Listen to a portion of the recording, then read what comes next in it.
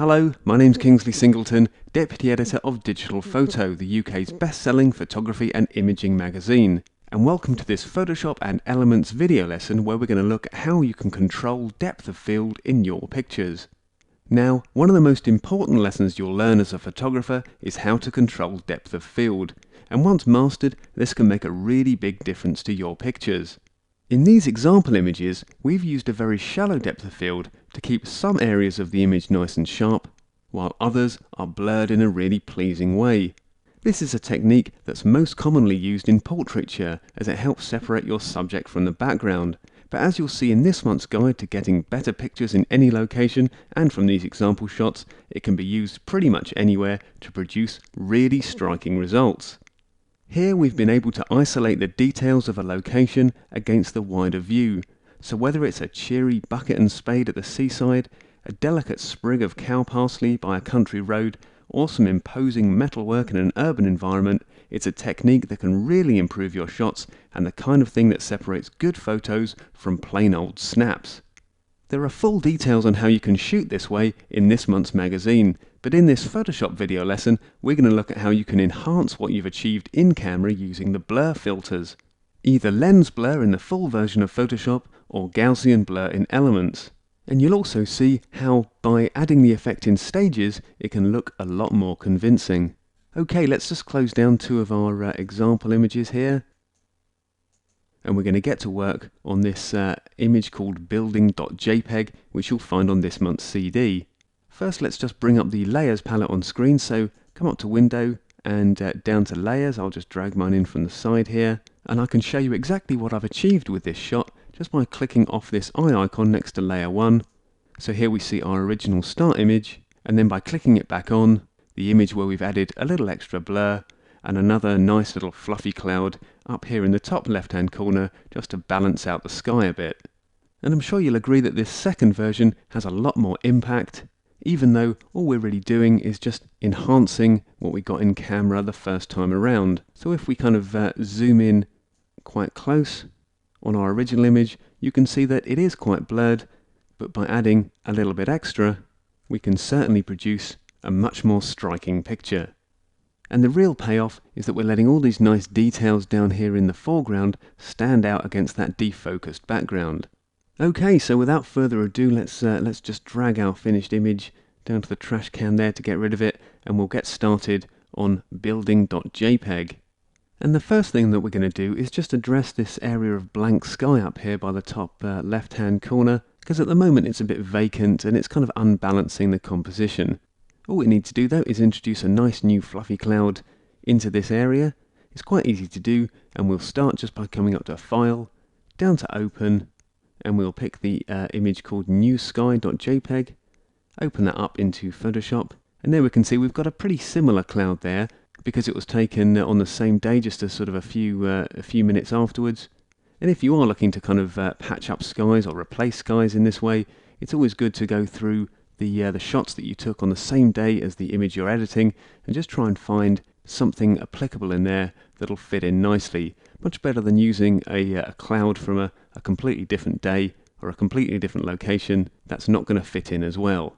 So I'm just going to select the rectangular marquee tool here in the toolbox, and then I'm just going to drag that out over the top part of the image there. Don't need to take it all in. Maybe we'll just take in a little bit more of that fluffy cloud there.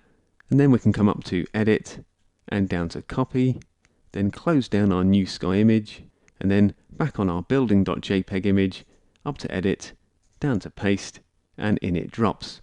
And there you can see in the Layers palette as well, our new sky there, our fluffy little cloud, has dropped in on layer 1.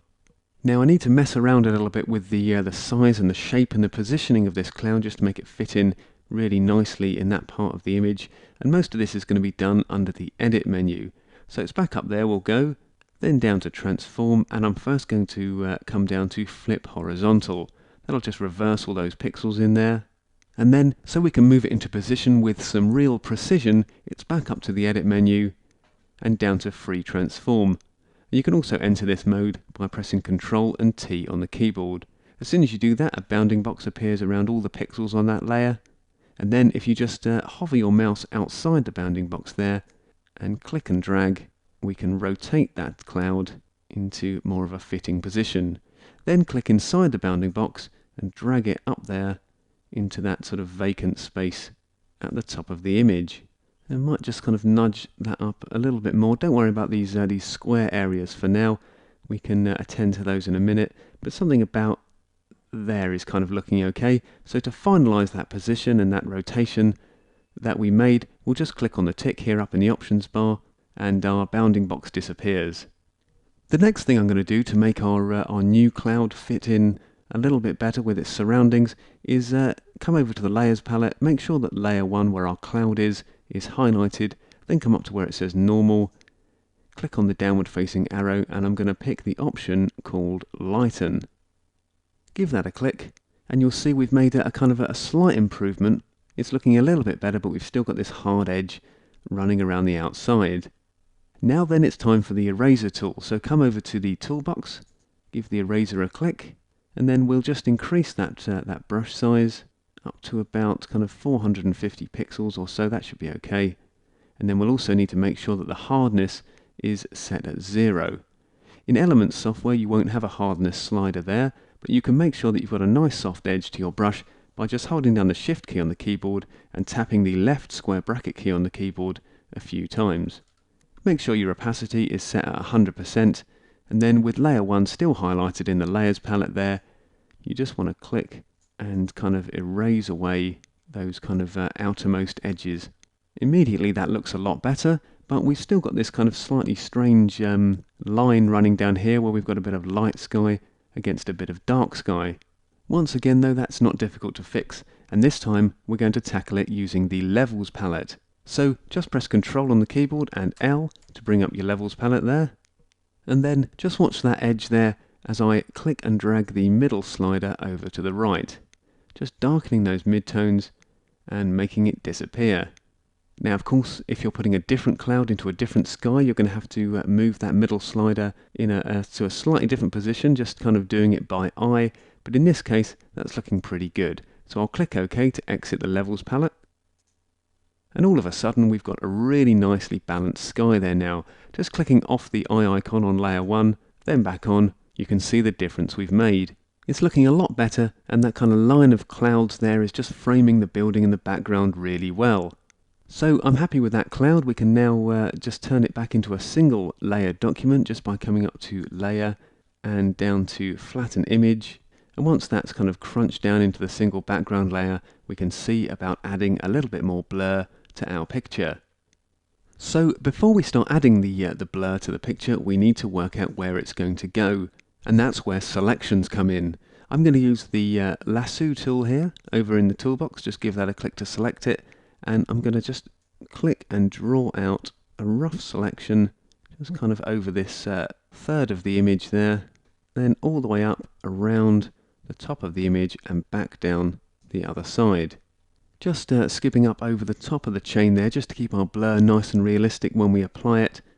And then to add a further layer of realism, we'll need to soften the edge of our selection, and we do that using the Refine Edge command.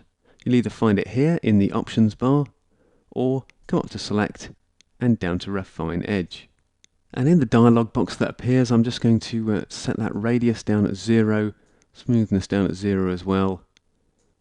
We want our contract expand option down at 0% too, but the feathering I'm going to push all the way up to about 80 pixels.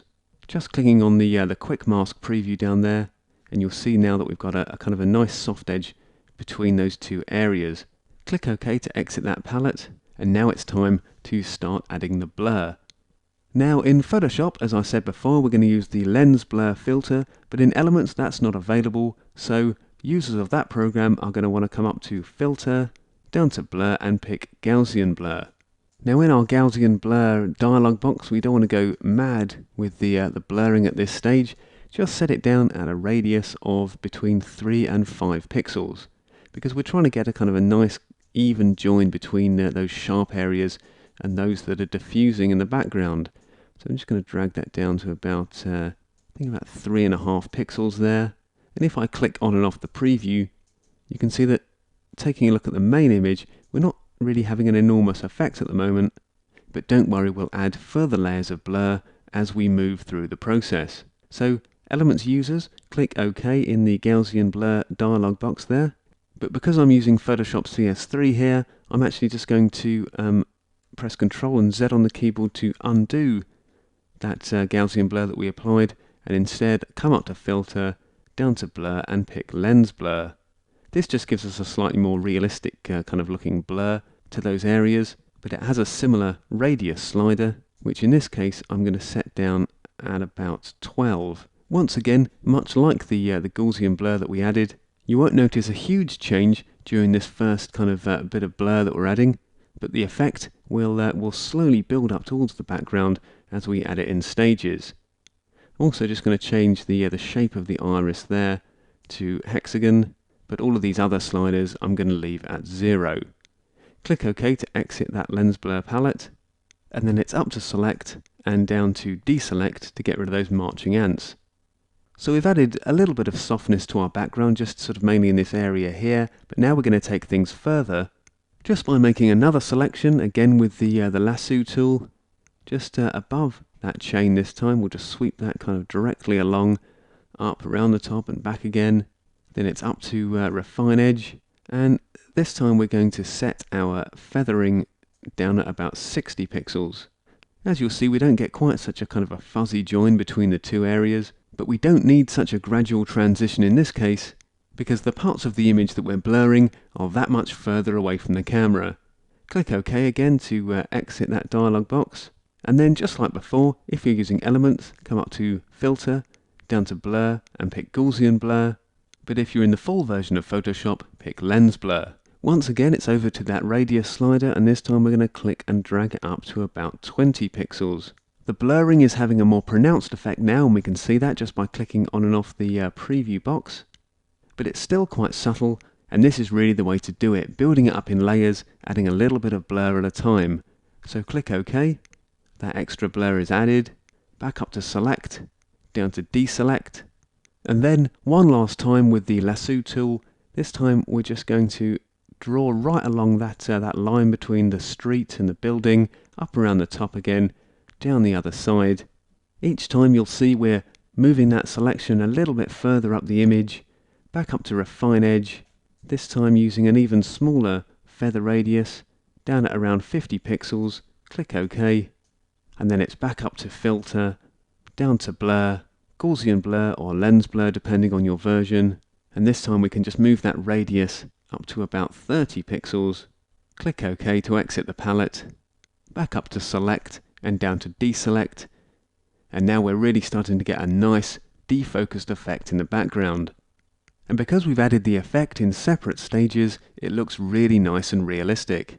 Compare our nicely defocused background against our starting point, and you can see that even though there was a little bit of blur in that starting image there, by adding all of that extra diffusion, we've really allowed those foreground details to stand out and make a real impact on the viewer.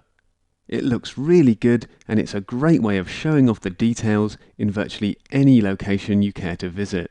Make sure you give it a go when you're out and about with your camera, following those shooting tips in this month's magazine, and then when you're back home, enhance the results in Photoshop.